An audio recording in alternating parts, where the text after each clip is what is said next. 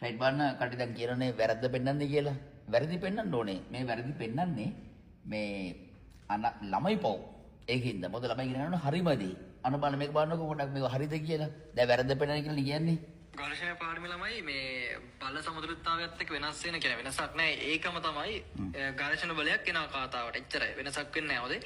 බල සමතුලිතතාවය කියන කොටසටම ඝර්ෂණ බලයක් එනවා. එතකොට ඔයාලට මේක අර මේ අසමානතා කොටස් දෙකක් වෙන එකක් තමයි සාමාන්‍ය සාම්ප්‍රදායික ප්‍රශ්න විදිහට ආවේ. එතකොට ඒකෙදි වෙන්නේ මෙහෙම ළමයි දැන් හිතන්න දැන් අපි දන්නවා F සමානයි μ r කියලා දන්නවනේ.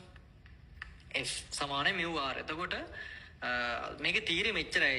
බල සමතුලිතතාවයේ කරපු දේවල් ටික තමයි තියෙන්නේ. තිරස් සමතුලිත, සිරස් සමතුලිත ගුණයක් ගත්ත එක බින්දුව ඒ පොයින්ට් එකමනේ තියෙන්නේ. හරි. ඒ නිසා මේකට කලින් දාලා තියෙනවා බල සමතුලිතතාවයේ කෙටි ප්‍රශ්නයට දාලා තීර ටිකයි ගණන් ටික. ඒක බලන්න. ඒකෙම ඝර්ෂණ බලයක් එනවා. ඝර්ෂණ බලය F නම් ඒක සමානයි ඝර්ෂණ සංගුණක වාරයක් අවිලම්බ ප්‍රතික්‍රියාවට. ඔකනේ කතාව තියෙන්නේ. එතකොට ළමයි මේක කියන්නේ බලයක් යටතේ සමතුලිත වෙන්න නම් වස්තුවක් F බෙදීම R කියන අනුපාතයට වඩා μ කියනගේ වැඩි වෙන්න ඕන. නෑ ඕව තමයි වැරදි. දැන් ඕව වැරදි. ළමයින්ට ඔහොම ඉගෙන ගන්න බෑ. දැන් f සමානයි μ r කියලා එකක් නෑ. f සමානයි μ r කියන්නේ මෙන්න මේ f සමානයි μ r කියන එකක් නෑ කියන්නේ ඒක හැම වෙලේම නෑ. f සමානයි μ r වෙන්නේ f සමානයි μ r. ඇත්තටම මොකද සිද්ධ වෙන්නේ? දැන් ඒක ලස්සන කතන්දරයක්. ඝර්ෂණය ලොකු පැහැදිලි කිරීමක් තියෙනවා. ඒ පැහැදිලි ප්‍රතික්‍රියා බලයක්, ඒ ප්‍රතික්‍රියා බලයක් ගැන අපිට පැහැදිලි කිරීමක් තියෙනවා. ඒ පැහැදිලි කිරීම කරාම එක තැනක තියෙනවා සීමාකාරී සමතුලිත අවස්ථාවේදී පමණක්. සීමාකාරී සමතුලිත අවස්ථාවේදී ඝර්ෂණ බලය අභිලම්බ ප්‍රතික්‍රියාවට අනුලෝමව සමානුපාත වෙනවා. ඒක වෙන්නේ සීමාකාරී අවස්ථාවේදී විතරයි.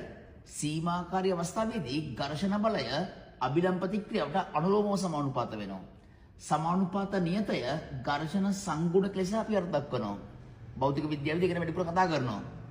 F සමානයි μ r වෙන්නේ අන්න ඒ වෙලාවට. F සමානයි μ r කියන එක හැදෙන්නේ සීමාකාරී අවස්ථාවේදී විතරයි. එහෙම නැත්නම් ඝර්ෂණ බලය දැක්ක ගමන් ඝර්ෂණ සංගුණක වරක් අභිලම්බ ප්‍රතික්‍රියාවක එහෙම කතන්දරයක් නෑ. ඒක වැරදි. ඊට පස්සේ සීමාකාරී සාමාන්‍ය සමතුලිත අවස්ථාවකදී නැත්නම් අපිට යම් ගැටලුවකදී මොකක් හරි සමතුලිත පද්ධතියක සමතුලිතතාවය ආරක්ෂා වීමට නම් හරි සමතුලිතතාවය ආරක්ෂා වීමට නම් අභිලම්බ ප්‍රතික්‍රියාව සහ ඝර්ෂණ බලයේ සංප්‍රයුක්තය අභිලම්බ ප්‍රතික්‍රියාව සමග සාධන කෝණය ඝර්ෂණ කෝණය හෝ ඊට වඩා කුඩා වෙන්න ඕනේ. අභිලම්බ ප්‍රතික්‍රියාව සහ ඝර්ෂණ බලයේ සංප්‍රයුක්තය අභිලම්බ ප්‍රතික්‍රියාව සමග සාධන කෝණය තීට නම් එම ස්පර්ශ අනුරූප ඝර්ෂණ කෝණය ලැම්ඩා නම් සමතුලිතතාවය ආරක්ෂා වීමට තේරුම් ගන්න එක. ඒක තමයි හරිම ගණිතය. ඒ හරි ගණිතය ඉගෙන ගත්ත පස්සේ තමයි ඔයගොල්ලන්ට හරිම ඇප්ලිකේෂන් කරලා ගණන් හදන්න පුළුවන් වෙන්නේ. නිකන් මේ ගණන් කටපාඩම් කරලා ගණන් හදන්න බෑ. ඒක මම මේ කතා කරන්නේ මේ මඩ ගහනව නෙමෙයි. මේක වක්‍රව මඩ කියලා කනහරි කියන්න පුළුවන්. මේ කියන්නේ මේ ලංකාවේ ළමයින්ගේ අනාගතය විනාශ කරන්න එපා කියලා. ඒ අනාගතය විනාශ කරන්න මම විරුද්ධයි. මොකද මමත් A level වලින් තමයි මේ ජීවිතය ඉස්සරහට ආවේ. ඒකින්ද අපි වගේ ඉන්න ළමයින්ගේ ජීවිත විනාශ වෙනවා මේ වගේ බොරු ඉගෙනුවාම. අන්න ළමයි සාප කරනවා උඹලට. ඒකයි මේ පරම සත්‍ය පැහැදිලි කරන්න කියලා කියන්නේ. ඔතනදී සමතුලිතතාවය ආරක්ෂා වීමේ අවශ්‍යතාවය. නැත්නම් අසමානතාවයක් ගොඩනගෙන කරන්නේ අසමානතාවයක් ගොඩනගින්නේ ඔටෝ ස්වභාවිකව. වරණ සමතුලිතතාවය ආරක්ෂා වීමට නම් තේරුම්ගන්න අභිලම්බ ප්‍රතික්‍රියාව සහ ඝර්ෂණ බලයේ සංප්‍රයුක්තය අභිලම්බ ප්‍රතික්‍රියාව සමග සාධන කෝණය ඝර්ෂණ කෝණය හෝ ඊට වඩා කුඩා වෙන්න ඕනේ. සමාන වෙන්නේ සීමාකාරී අවස්ථාවේදී. සාමාන්‍ය සමතුලිත අවස්ථාවකදී අභිලම්බ ප්‍රතික්‍රියාව සහ ඝර්ෂණ බලයේ සංප්‍රයුක්තය අභිලම්බ ප්‍රතික්‍රියාව සමග සාධන කෝණය ඝර්ෂණ කෝණයට වඩා කුඩා වෙනවා. දෙපැත්තම ටැන්ජන් එක ගත්තොත් ඒකත් ලස්සන මේ ත්‍රිකෝණමිතික විවරණයන්නේ. මෙයා කුඩයි හෝ සමානයි tan ලැම්ඩා වෙනවා. ඝර්ෂණ කෝණයේ ටැන්ජනය ඝර්ෂණ සංගුණකය වෙනවා. ඔන්න ඕකත් එක තමයි තේරුම්ගන්න ඔය අසමානතාවය ගොඩ නැගින්නේ. නැත්තම් මේ වගේ මොකක් කටපාඩම් කරලා ගණන් හදන්න බෑ ඕගොල්ලන්ට. වෙන්න නම් මේක තමයි වෙන්න ඕන. හරිනේ කතාව. එතකොට කතාව වැරදි හරි නෑ. අසමානතාවයේ ලක්ෂණ දෙකක් තියෙනවා. ළමයි එතන ගන්නේ අපි F ගේ මාපාංග ගන්න. ඒකට හේතුව මොකද? දැන් මෙතනදී ඔයගොල්ලෝ මේ වීඩියෝ එක බලලා ඊට පස්සේ ඕන මගුලක් කරගන්න. හරි මට ප්‍රශ්නයක් නෑ. මම පෙන්නන්නේ මේ වැරද්ද. දැන් මෙහෙමයි සමහර තැන්වලදී අපිට හිතාගන්න බෑ ඝර්ෂණ බලය කොයි දිශාවටද ක්‍රියාත්මක වෙන්නේ කියලා. ඒ කියන්නේ බාහිරින් එන බලත් එක්ක එම ස්පර්ශකදී එයා කොයි පැත්තටද ලිස්සන්නේ? අපි සමතුලිතතාවය ගැන සාකච්ඡා කරන එම පදාර්ථය එම වස්තුව කොහෙටද ලිස්සන කියලා අපිට තීරණය කරන්න බැරි වෙනවා.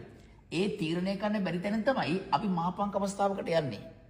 රයිට්? ඒත් එක්කම දැන් අපි ගමුකෝ මාපාංක x කියන එක කෙනා කුඩයි හෝ සමානයි 3යි කියලා. මේ දවස කතන්දරයක්.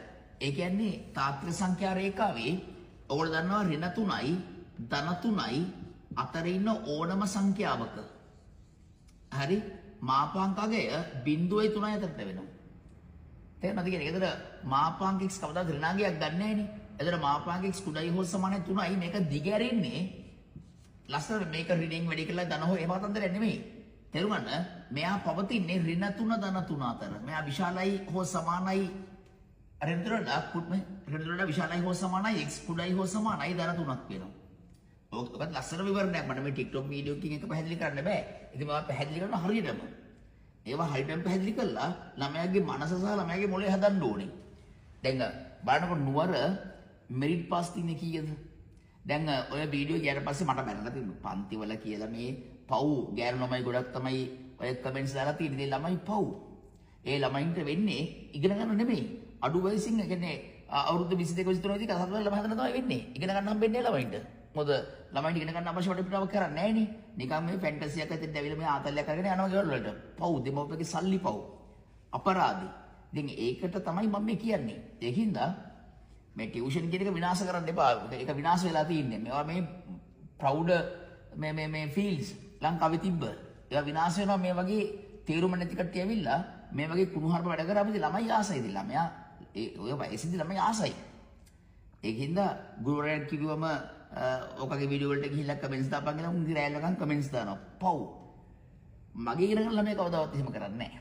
උන්ට කියලා තියෙන එහෙම කරන්නත් එපා කියලා. උන්ට මම කියලා තියෙනවා බලන්නත් එපා කියලා. මම උන්ව බලන්න ඕනේ නැහැ. මොකද උන් හරිම දේ ඉගෙන ගන්න හින්දා. ඒකින්ද අනාගතය ගොඩ යන්න නම් තමන් මේ අවුරුදු 17 18 19 කාලෙදී මේ ඉගෙන ගන්න උසස් පෙළ ගණිතය කරනවා නම් ඔයාලා හරිම දේවල් ඉගෙන ගන්න ඕනේ. එහෙම ඉගෙන ගන්න නැත්නම් ඔයගොල්ලෝගේ අනාගතයටම කියලා වෙනවා. ඒකයි මම මේ කතා කරන්නේ.